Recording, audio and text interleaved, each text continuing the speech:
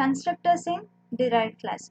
So till now we have seen that constructors in a base class. Now we'll see how constructors work in a derived class. So why we need constructor initially? So that is mainly used to initialize the object. So what is the work of constructor? That is mainly used to initialize the object. Okay.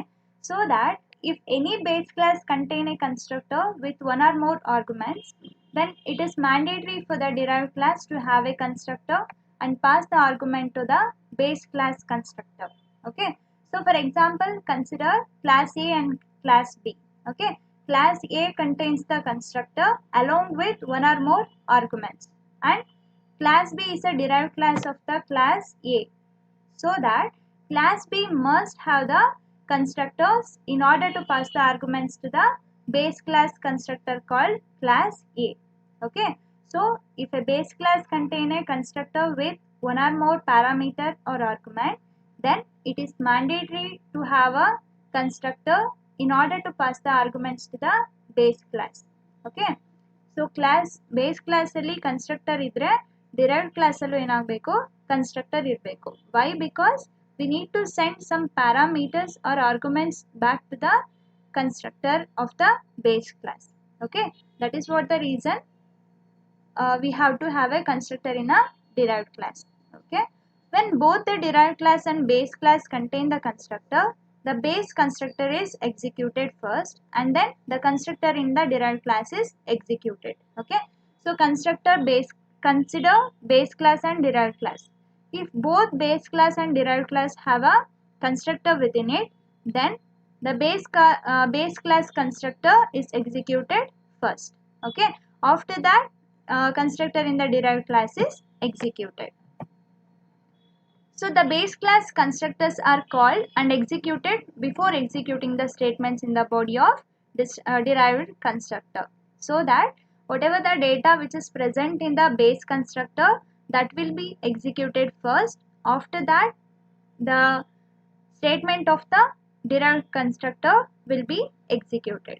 Okay. So you can see in this example. So here we have a class base class. So what is the class name here? Base class, and protected mode is used. Then in public we are creating a base class constructor. Always we must create a constructor in a public session. Okay. So that here base class is a base class constructor and it has some statements. Okay. So this indicates the set of statements and this indicates the closing of this base class. So what is the condition? What was the condition? If the base class has a constructor, then we need to create a constructor in a derived class too, right? So class derived class. So we are creating a class called derived class. Colon represent that we are inheriting the properties of the base class. Okay. So in public section we are inheriting the properties or we are inheriting the base class called base class. Okay. So what was the criteria? If the base class has a constructor along with one or more argument, we need to create a constructor in the derived class too, right now. So that we have to create a constructor for the derived class too. So what was the class name? Derived class. So class name must be same as the constructor name. So constructor name is derived class here. So previously this constructor was default constructor. It doesn't include any parameters, so that we need to create a default constructor in the derived class too. Okay. So that derived class along with some statement, then this indicates the closing of this derived class. Now we have to create an object for the derived class. When the object is created for this derived class, then it's going to call the constructor of the base class automatically. Okay. So that whatever the statement which is present in the base class will be executed first, then the body of the statement in the derived class is executed later once it gets executed the base class values. Okay. So this is regarding constructor in derived class. So now we'll see destructors in derived class. So what is destructor? It is just opposite to the constructor. So destructor is nothing but it's going to deallocate the values or deallocate the memory which is specified by the constructor. So constructor use ಮಾಡಿ ಏನು ವ್ಯಾಲ್ಯೂನ assign ಮಾಡಿರ್ತೀರ ಅಥವಾ memory space ಏನು allocate ಆಗಿರುತ್ತೆ ಅದನ್ನ ಡಿಅಲೋಕೇಟ್ ಮಾಡೋಕ್ಕೆ ಏನು ಮಾಡ್ತೀವಿ, ಡಿಸ್ಟ್ರಕ್ಟರ್ನ ಯೂಸ್ ಮಾಡ್ತೀವಿ.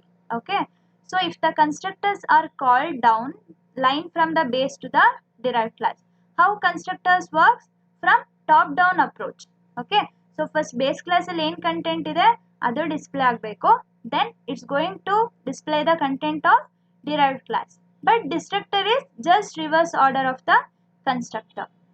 That means this is that is from the derived class up to the base class. So it's going to display the value of the derived class first, then to the base class. So this is just reverse to the constructor. So in constructor that follows the top down approach. That means from base class to the derived class. But in destructor, it follows the bottom up approach or just reverse order of the constructor. That means the derived class up to the base class. Okay, so this is regarding destructors in derived class. Now we'll see an example, then you can understand. So in this example, we have a base class called base. Okay, what is the base class name here? Class base. In public section, I am creating a default constructor that has a statement called inside base constructor. Okay, so what is the statement here? Inside base constructor endl, that represents the ending of line. Then this indicates the closing of this base constructor or base function, because constructor is a specialized function, right? So we are creating a destructor here. So whatever the values which is presented in the constructor, that will be deallocated, so that tilde symbol is used to represent the destructor. Okay, so this include cout inside base destructor. We have a destructor. First it's going to display or it's going to execute the value of constructor, then it's going to display the value of destructor. Okay, so constructor follows top down approach, destructor follows bottom up approach. Fine. So this indicates the closing of this base destructor, then this indicates the closing of class called base class. Okay, so this class indicates the closing. So then we are creating the another derived class. What was the criteria? If the base class has a constructor within it, then derived class must also have the constructor. Okay, so that only we can send the parameters back to the base constructor. So we are creating a class called class derived. So this colon indicates that we are inheriting the features, that is public base. So base is a base class and derived is a derived class. So this derived represents the default constructor of the class called derived. What is the statement here? Cout inside derived constructor. The statement is inside derived constructor, and this indicates the closing of this constructor in a derived class. Okay, so and we are creating another destructor in this derived class. That is, it has a tilde symbol along with a class name. Okay, so if it has a tilde symbol along with a class name, that is known as destructor. Okay, so this default destructor has a statement like inside the derived destructor. Okay, endl, this represents the closing of this destructor, then closing of the main derived class called derived. Okay, so we have a main function void main derived d. So we need to create an object for the derived class. So what is the derived class name? Derived. So that derived d. So once the object is created, then it's going to call the constructor. So what is the constructor? Base. What is there in the base class? Inside base constructor. Then what will be the first statement of the output now? So that inside base constructor. Okay, so what was the criteria? So constructor works from top down approach. First it's going to display the value of base class, then the derived class constructor. What was the base class statement? That is inside the base constructor. Okay, Then what is the derived class constructor statement inside derived constructor? Okay, so what will be the two lines of statement now? Inside base constructor and inside derived constructor. Okay, so this is regarding the constructor creation. Once the constructor is executed, then the control moved back to the destructor. Okay, so how destructor works? That is from bottom up approach. So it's going to display the content of derived class first, then it will displace the value of base class. So what's there in the destructor of derived class? Inside derived destructor. So that output will be inside derived destructor. Okay. So this is the statement which is present in the body of destructor of the class derived. Okay. Then inside the base destructor. So it works based on the what?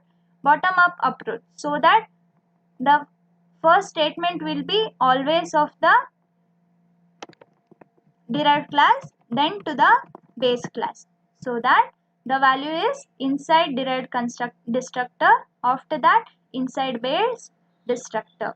Okay, so once the object is created, it's going to call the constructor. When the constructor is called, the base class value will be displayed, after that derived class value will be displayed. Okay, so whatever the statement which is present in the base class constructor, that will be displayed first, then the derived class constructor statements. Okay, so that we are going to get inside base constructor, then inside derived constructor.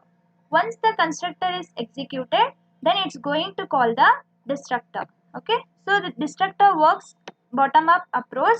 That means it's going to display the value of or whatever the content which is present in the derived class, after that the content of the base class, so that the output will be inside derived destructor, then inside base destructor.